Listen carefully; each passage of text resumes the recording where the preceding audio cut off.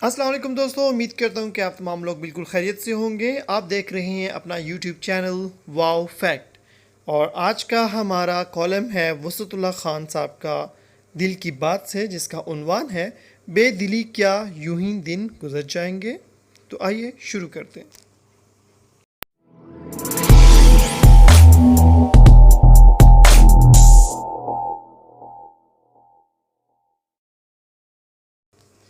چین میں اکتوبر 1949 میں کمیونسٹ انقلاب آیا۔ تب چین تیسری دنیا کا ایک پسماندہ ملک تھا۔ اگلے 10 برس بھی نئے نظام کی تعمیری تگ و دو، طبقاتی کھینچا تانی اور نت نئے معاشرتی تجربات میں گزر گئے۔ لیکن جب 1959 میں انقلاب کے 10 برس مکمل ہونے کو آئے تو ملکی قیادت نے تمام تر درپیش چیلنجوں کے باوجود یہ فیصلہ کیا کہ ہم اس ملک کو اب کبھی بھی مظلوم صورت غریب کی جورو نہیں دکھائیں گے، بلکہ قومی تعمیر نو کا عزم باوقار انداز میں ظاہر کرنے کے لیے اگلے 10 ماہ میں 10 عظیم الشان عمارات تعمیر کریں گے۔ 1958 میں منصوبہ بندی مکمل ہوئی اور جنوری 1959 میں ان 10 عمارات کی تعمیر کا کام ایک ساتھ شروع ہوا، تاکہ اکتوبر میں جشن عشرہ انقلاب کی باضابطہ تقریبات کے دوران اور اس کے بعد بھی یہ عمارات ریاست اور عوام کے کام آ سکیں۔ چونکہ سالگرہ کا مرکز بیجنگ تھا، لہٰذا عماراتی تعمیر کا چیلنج بھی اسی شہر کی انتظامیہ اور کارکنوں نے قبول کیا۔ شہر کے مرکزی اسکوائر کے ایک سرے پر عظیم الشان عوامی ہال تعمیر کیا گیا، تاکہ مجلس قانون ساز نیشنل پیپلز کانگریس کو ایک بہتر جگہ میسر آ سکے اور چینی قیادت اس عمارت میں اعلیٰ غیر ملکی مہمانوں کا استقبال کر سکیں۔ اسکوائر کے دوسرے سرے پر قومی عجائب گھر تعمیر کیا گیا، تاکہ چین کی 2500 سالہ تہذیبی وراثت کو مناسب اور جدید انداز میں متعارف کرایا جا سکے۔ چائنیز پیپلز ریونیو میوزیم کی 7 منزلہ عمارت تعمیر ہوئی۔ آج بھی یہ ملک کا سب سے بڑا عسکری عجائب گھر ہے۔ اس میں قدیم و جدید سامان حرب کے مشاہدے اور مختلف ادوار کی عسکری تاریخ سمجھنے کا انتظام ہے۔ چینی قومیتوں کی ثقافت شناخت کو اجاگر کرنے کے لیے ایونیو پر کلچرل پیلس آف نیشن لیٹنس کی تعمیر مکمل ہوئی۔ ایک ورکرز اسٹیڈیم تعمیر ہوا جس میں 66,000 تماشائیوں کے بیٹھنے کی گنجائش تھی۔ اسی اسٹیڈیم میں پہلے قومی کھیل منعقد ہوئے۔ وزیر اعظم کی نگرانی میں قومی زرعی نمائش کا ہال تعمیر ہوا، تاکہ زرعی ترقی کی سالانہ نمائش کی سہولت سے انعقاد ہو سکے۔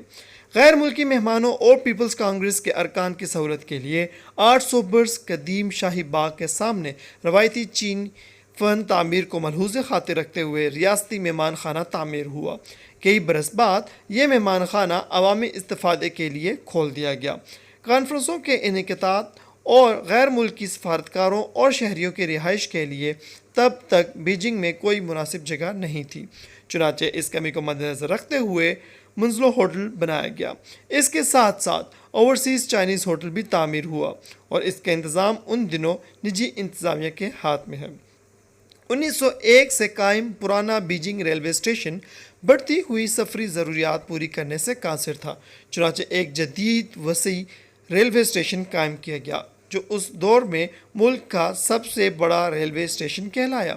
یہاں سے نہ صرف ملک کے کونے کونے تک ریل جاتی تھی، بلکہ ماسکو، اولان باتور اور پیونگ یانگ کے لیے بھی قومی ریلوے سروس شروع ہوئی۔ 10 ماہ میں 10 عمارتوں کا تجربہ آنے والے وقت میں ایسی بیسیوں تعمیرات کا موجب بنا، جس کا نقطہ عروج 2008 کے بیجنگ اولمپکس کے وسیع تعمیراتی ڈھانچے اور رقبے کے اعتبار سے سب سے بڑے عالمی ایئرپورٹ ڈاک شنگ انٹرنیشنل کی شکل میں دنیا کے سامنے آیا۔ ایوب خان سے عمران خان تک پاکستان کا ہر حکمران چینیوں سے سیکھنے کا شدید خواہش مند رہا ہے۔ پاکستان کو ہر اس بنیادی سہولت کی آج بھی اتنی ہی ضرورت ہے جتنی 14 اگست 1947 کو تھی۔ ہر برس یوم آزادی کے موقع پر ہم چاق و چوبند پریڈ دیکھتے ہیں، فلائی پاسٹ کے مزے لیتے ہیں، ملکی و غیر ملکی ساختہ اسلحے کی نمائش کر کے یہ بتاتے ہیں کہ ہمارا وطن کس قدر مستحکم ہے۔ پریڈ میں چاروں صوبوں کے پہیوں والے فلوٹ ٹرک بھی شامل ہوتے ہیں۔ ان پر لدی بھنگڑا، لیوا اور خٹک ڈانس کے ذریعے ثقافتی نمائندگی ظاہر کی جاتی ہے۔ ٹی وی چینلز پر 14 اگست سے ایک ہفتے قبل خصوصی نشریات شروع ہو جاتی ہیں۔ بچے اپنے اپنے اسکولوں میں اساتذہ کی رہنمائی میں طرح طرح کی تقاریر و نغموں کی ریہرسل کرتے ہیں۔ قومی پرچم، بیجز اور ٹوپیوں کا کاروبار چمک اٹھتا ہے اور پھر 15 اگست سے زندگی واپس 13 اگست کے دھڑے پر آ جاتی ہے۔ ذرا یادداشت پر زور دے کر بتائیے کہ قیام پاکستان کی 10ویں، 25ویں اور 50ویں سالگرہ پر اس کے سوا بھی کچھ خاص ہوا تھا جو کہ ہر سال کے 14 اگست کا SOP ہے۔ آج پاکستان 75ویں برس میں داخل ہو گیا۔ ہمہ وقت عوام سے طرح طرح کی قربانیاں طلب کرنے کے عادی کسی سرکاری عملدار سے سنا کہ ہم قیام پاکستان کی پلاٹینیم جوبلی پر قوم کو جدید اسپتالوں، تحقیقی مراکز، بین الاقوامی معیار کے تعلیمی و تربیتی اداروں، سانس لینے کے لیے پارکس، ٹرانسپورٹ اور روزگار کی پلاٹینیم جوبلی اسکیموں میں سمیت ایسے 75 تحائف دینے کا منصوبہ بنا رہے ہیں کہ جس کے ثمرات اس ملک کی آزادی کی 100 سالہ تقریبات کا لمحہ آنے تک بھی فیض پہنچاتے رہیں گے۔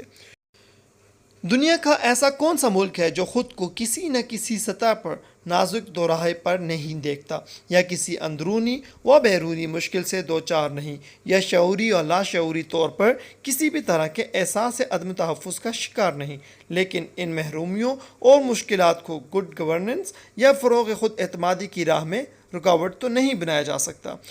کچھ کر گزرنے کی تمنا ہو تو ہر مسئلے کا حل موجود ہے۔ محض وقت گزاری ہی منشور ہو تو ہر بنیادی مسئلے کے حل کی راہ میں داخلی و خارجی مسائل کو ڈھال بنا کر راہ فرار اختیار کرنے کے متعدد راستے بھی مستقل کھلے ہوئے ہیں۔ بے دلی کیا یوں ہی دن گزر جائیں گے، صرف زندہ رہے تو ہم مر جائیں گے۔